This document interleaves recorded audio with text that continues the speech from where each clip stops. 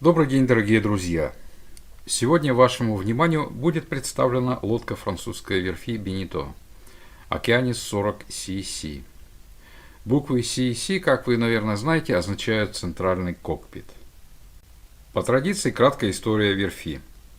Компания Бенито была основана в 1884 году во французском портовом городе Круа-де-Ви. Основателем компании был Бенджамин Бенито.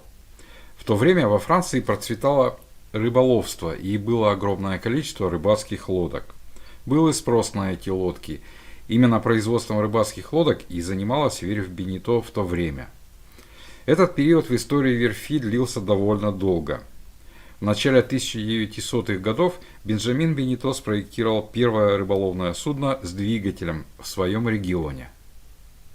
После Бенджамина бразды правления перешли к его сыну Андре. Ему выпало вести семейный бизнес через две мировые войны. Сокращение французской рыбной промышленности заставило семью Бенито искать новые решения. И они нашли радикальное нововведение. Это полиэстер для создания легких корпусов для рыбацких лодок. Именно эти лодки стали первыми рыбацкими лодками, используемыми для отдыха. К началу 70-х годов Бенито успешно превратилась из своих коммерческих рыболовных корней в одного из самых уважаемых производителей прогулочных судов по всей Европе. В 1972 году компания Бенито почувствовала финансовую стабильность и решила создать новую линейку яхт. Эта линейка задумывалась как лодки для любителей рыбалки, большего размера, большего комфорта и с видом на море из салона. Это была новаторская идея. Так появилась и Vision 32, 37 и 28. Дела пошли хорошо, и компания строит новый завод в Камикье. Параллельно развивалось направление моторных лодок. В 80-х годах прошлого века верфь опробует прототипы новых корпусов First Evolution, Lady B и First Lady, а затем начинает серийное производство целого поколения Бенито First. В середине 80-х Бенито решает создать свой круизер. За основу была взята уже выпускаемая модель Idol. К созданию круизера был привлечен дизайнер Филипп Бриант. Так появились на свет Oceanis 350 и Oceanis 430. Параллельно линейке Oceanis верфь продолжала развивать линейку First. В 1995 году происходит знаковое событие. Бенито фактически объединяется со своим давним конкурентом верфью Жено. Вскоре Бенито Ботьярд стала Бенито Групп. В 2008 году группа Бенито поглощает итальянскую компанию Monte Carlo Yachts, которая начинает выпускать дорогие и роскошные моторные яхты MCY. В 2014 году Бенито Групп приобретает в Северной Америке Rec Boat Holding LLC, владеющую четырьмя известными брендами Four Winds, Glastron, Wheelcraft и Scarab. Таким образом, компания Бенито на сегодняшний день является крупнейшим производителем как парусных, так и моторных яхт. Как обычно, напоминаю, что на канале Идеальный круизер мы анализируем техпараметры разных яхт и для наглядности и лучшего понимания сравниваем их с математической моделью идеального круизера Джона Холтропа. Это дает нам возможность, опираясь на цифры, оценивать рассматриваемые модели яхт с точки зрения конструкторского замысла и сферы оптимального их использования. Итак, Бенито Oceanis 40 CC. Архитектор Жан-Мари Финеу. Интерьер-дизайнер Армель Бриан. Годы выпуска с 1995 по 2002 год. Материал корпуса Fiberglass. L-образный киль с бульбом. Тип оснастки. Шлюп Marconi Masthead и Mast Furling Mainsail. Keel Stepped Mast, то есть мачта проходит через салон до киля. Гидравлическое рулевое управление. Одно рулевое колесо. Отделка деревом, окрашенным под вишню. Мощность двигателя 56 лошадиных сил. Емкости. Объем бака для воды 500 литров. Объем топливного бака 175 литров. Цены разные, примерный диапазон от 90 тысяч до 130 тысяч американских долларов. Основные размерности. Длина корпуса по палубе 39,3 фута. Длина корпуса по КВЛ 36,75 фута. Ширина корпуса максимальная 12,96 фута. Осадка 5,58 фута. Водоизмещение 18 739 фунтов. Площадь парусности 687 квадратных футов. На индикаторе, как и всегда, зеленая зона – это значение, соответствующее значениям для идеального круизера. Левый зеленый флаг – минимальное значение эталона. Правый зеленый флаг – максимальное значение эталона. Прогресс отображает значение показателя на индикаторе. Цифра справа – значение показателя. Первый расчетный показатель – фактор энерговооруженности. Для бермудских шлюпов или тендеров для расчета используется площадь парусности переднего треугольника и грота без серпа. Показатель не зависит от длины корпуса. Чем легче судно и чем больше площадь парусности, тем выше этот показатель. Для Oceanis 40 CEC значение фактора энерговооруженности равно 15,64. Это немного меньше эталонного значения. Добавим плюс к условному комфорту. Следующий показатель – фактор водоизмещения. По своей сути показывает отношение водоизмещения к длине яхты с учетом коэффициентов. Значение 168,55 намного меньше, чем у эталона. Лодка относительно легкая для своей длины. Добавим плюс к условному драйву. Фактор комфортности. Для эталонного проекта крейсерской яхты лежит в диапазоне от 30,6 до 40.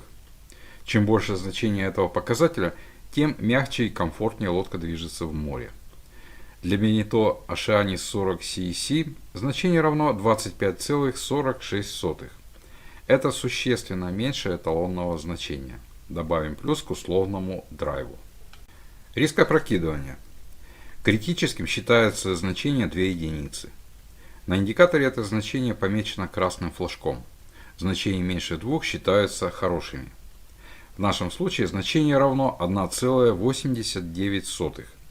Плюс к условному драйву. Фактор балласта. Рассчитывается как отношение веса балласта к водоизмещению и является одним из показателей остойчивости. Значение 0,28 значительно меньше эталонного. В данном случае предпочтение отдано остойчивости формы. Добавим плюс к условному драйву. Стройность корпуса. Рассчитывается как отношение максимальной длины корпуса к его ширине и характеризует относительную ширину корпуса. Для крейсеров более характерны умеренно стройные, то есть не узкие и не слишком широкие корпуса. Для Oceanis 40 CEC значение равно 3,3. Корпус относительно широкий. Это плюс к условному комфорту. Проектная скорость корпуса.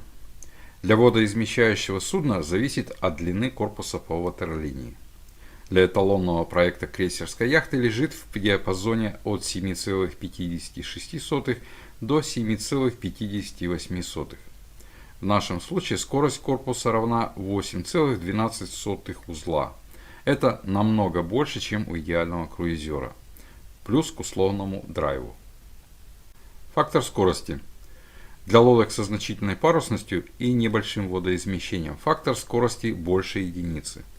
Для имеющих недостаточную площадь парусов или излишне тяжелых лодок он меньше единицы. Для Beneteau Oceanis 40 CEC значение равно 1,6. Это меньше эталонного значения. Это плюс к условному комфорту. Момент инерции. Чем выше значение момента инерции, тем выше сопротивление раскачивающим усилиям.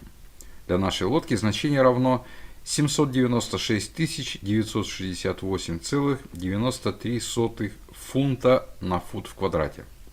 Значение попадает в диапазон эталона, и это еще один плюс к условному комфорту. Период бортовой качки. Чем остойчивее судно, тем меньше у него период бортовой качки. У валких судов большой период бортовой качки, у устойчивых малый. В нашем случае период равен 2,94 секунды. Добавим плюс к условному драйву. Показатель устойчивости для эталонного проекта крейсерской яхты лежит в диапазоне от 0,98 до 1,22. Остойчивыми считаются лодки со значением до единицы, валкими со значением более 1,5 единиц. Значение 0,74 означает, что лодка остойчивая. Это плюс к условному драйву. Ускорение бортовой качки. Значение. До 0,06 G – это значение, практически не оказывающее влияния на человека. Свыше 0,06 G считаются нежелательными для крейсерских яхт. Свыше 0,1 G начинаются недомогания. Уровень свыше 0,18 G считается недопустимым. Для Beneteau Oceanis 40 CEC значение ускорения бортовой качки равно 0,12 G. Значение располагается в зоне значений, когда начинаются недомогания. Подразумевается достаточно длительное воздействие на организм. Это плюс к условному драйву.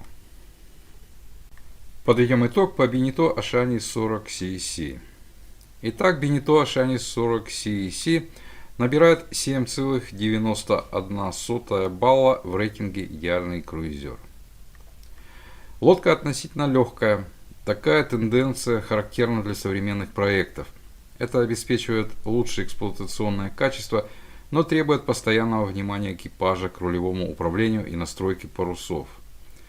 Недостатком является также и то, что легкие лодки более подвержены воздействию плохой погоды. Значение фактора комфортности существенно меньше значений, рекомендованных для круизных лодок. Значение риска опрокидывания существенно больше, чем у круизеров. Корпус довольно широкий. Период бортовой качки намного меньше эталонного значения. Ускорение бортовой качки лежит в зоне недомоганий. И из этих значений однозначно вытекает, что эта лодка не предназначена для длительных круизов. Скорее, это яхта для непродолжительных круизов, чартера, может быть, яхтенных школ.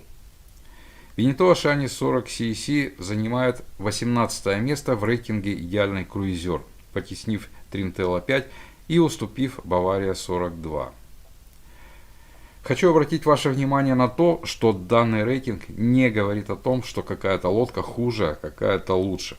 Этот рейтинг показывает лишь то, насколько та или иная лодка соответствует концепции идеального круизера Джона Холтропа. При выборе конкретной лодки стоит руководствоваться в первую очередь ее показателями. Стоит сравнивать не значение рейтинга, а значение показателей этих двух лодок.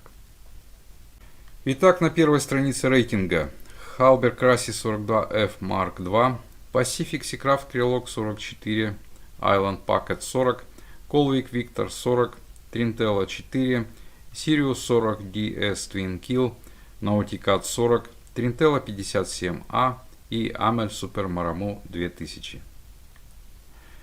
На второй странице шхуна Cherubini 48, Haber 34 C4, Halber Crassis 40 C, Garcia Exploration 45, Barrel 47.2, Moody Dexalon 41, Bavaria 42, Beneteau Oceanis 40 CEC, Trintella 5 и Formosa 51. Благодарю зрителя канала Давид Шубаев за предложение рассказать о Beneteau Oceanis 40 CEC. В следующих выпусках мы с вами продолжим знакомиться как с классическими моделями, так и с современными. Несколько следующих выпусков будут также подготовлены по предложению зрителей канала. Не пропустите. Подписывайтесь на мой канал и не забудьте нажать на колокольчик. Если вас интересует какая-то лодка, напишите в комментариях, и я подготовлю выпуск по интересующей вас модели. Спасибо за внимание. До новых встреч на канале Идеальный круизер.